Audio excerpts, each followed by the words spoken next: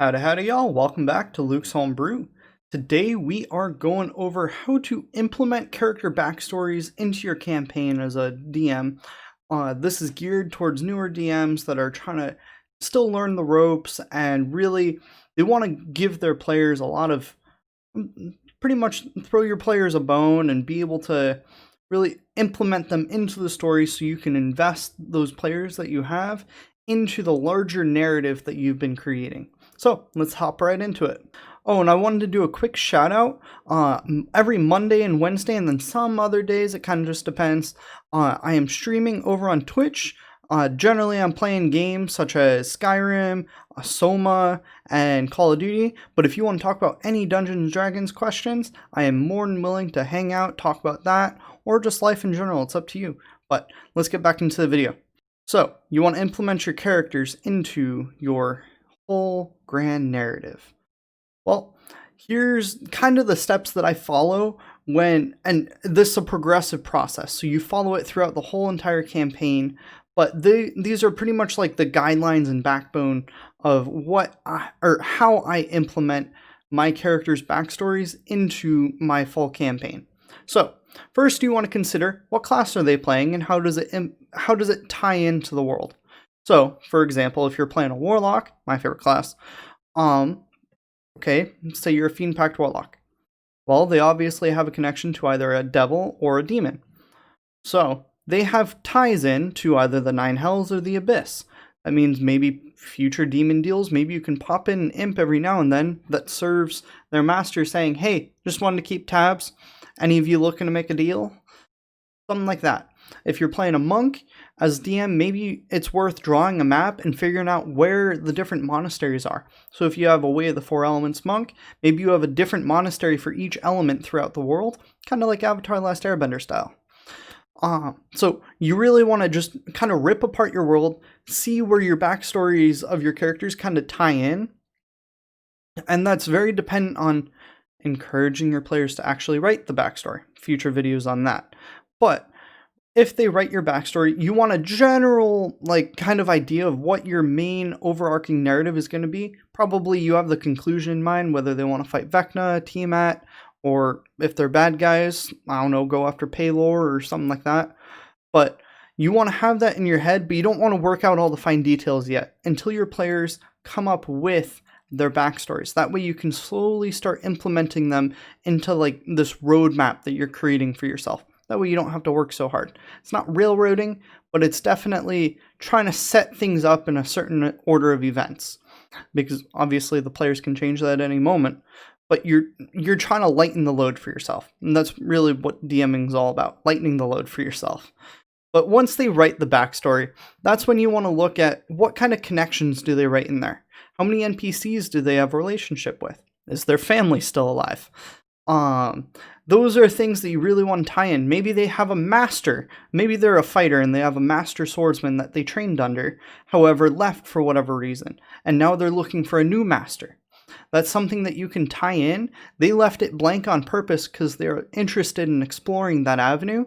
So maybe once they hit 5th or 6th level, go drop in the seeds of a new master in a neighboring town or city and see if everyone kind of follows them down that route. That might be a session or two of just pure entertainment for the party, or it could open up a opportunity of downtime for that player to start training under that new master and for the other party wizard to be able to start working on enchanting. So always think about what your main character that you're trying to emphasize in. Obviously you want to hit all the characters in the party. Future notes on that in a sec. But as you're prepping for that one character, make sure that there's things for the other characters to be able to do, such as the wizard enchanting. So, now that you've looked through all the connections of all your characters' backstories, now you want to look at who you want to emphasize. And that really just depends on the backstory. It's a case-by-case basis, where you're at in the campaign, where your players are in the world, multiverse, wherever it is. But once you get all that solidified and you've started making yourself a roadmap, you have to really make sure you share the limelight.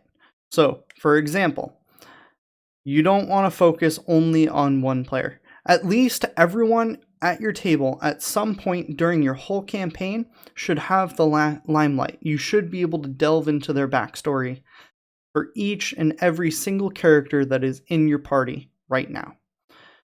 I think that's just common sense, but I wanted to make a note of it. So now that you've kind of developed their backstories, now it's time to really tie it into your main narrative. So you want to integrate things about what they wrote about into your campaign. For example, if your fighter decided, okay, I came from a town and there was a master swordsman there, and he was kind of crooked and evil, and he ran a training academy. Okay, so write that in your world somewhere. And just keep in the back of your mind, what is that person doing? Are they maybe curious about the fighter after they left that training academy? Those are things you want to keep in mind, and it helps grow your world and make it easier for you. That way you don't have to be very creative. You can just wait for your players to tell you that there's that evil swordsman that used to train them, but they left. So that's just one example. Another example would be places, so big cities, or maybe a dungeon that they wrote about in their backstory that they had heard about. Monsters, such as a dragon attacking their home village. It could go on infinitely.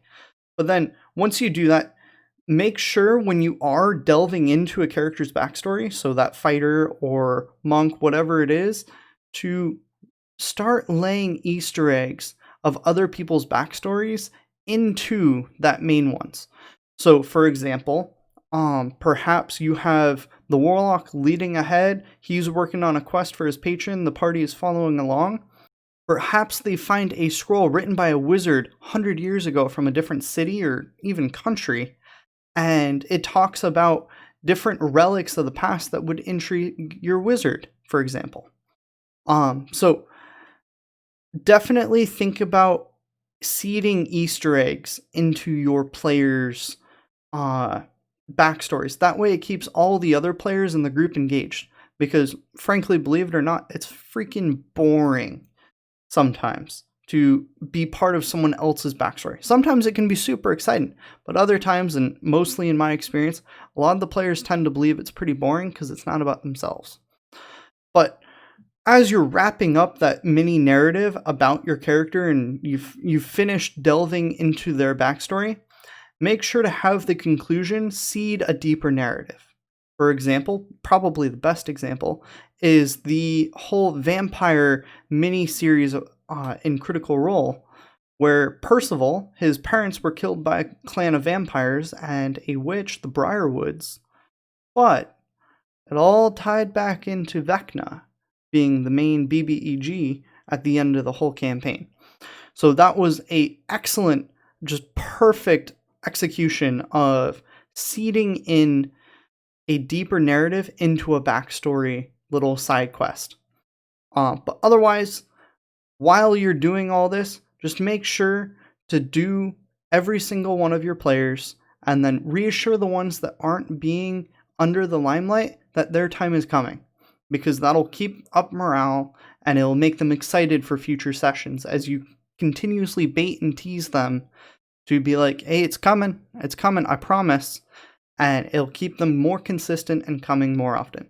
But if you enjoyed this video, I really appreciate it. It helps grow the channel if you go hit that like button down below. Otherwise, just as a reminder, I am streaming Mondays and Wednesdays and then some other days when I just have more free time. Usually it's video games, but if you want to come hang out, ask questions, or just talk about whatever, go ahead and let me know. Otherwise, thank you very much for watching. I really appreciate it, and have a good one. Bye.